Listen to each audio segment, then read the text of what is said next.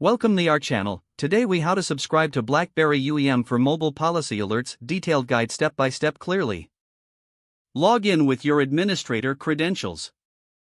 Once you are logged in, locate the Settings tab in the main menu.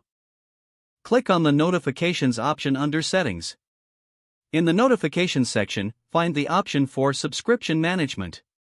Select Add Subscription to create a new alert. You will now see a form to fill out for your subscription details. Enter a name for your subscription that clearly identifies its purpose. Next, choose the type of alerts you want to receive. Options typically include policy changes, compliance alerts, or user activity notifications. After selecting the alert types, provide the email addresses where the alerts will be sent. You can include multiple addresses, separated by commas. Review your selections carefully to ensure accuracy. Once everything is correct, click on the Save button to finalize your subscription. You should receive a confirmation message indicating that your subscription has been created successfully.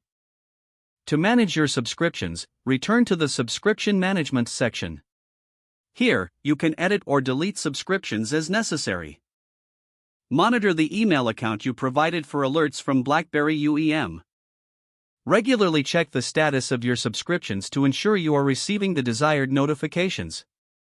If the page does not load, refresh the browser or try. Make sure you are using the correct email address, then retype it carefully to avoid small typos.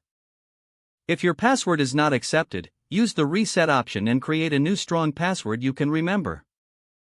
Check your spam folder for verification or security emails, then complete any requested confirmation steps. Enable two-factor authentication if available to improve account security and reduce unauthorized access risk.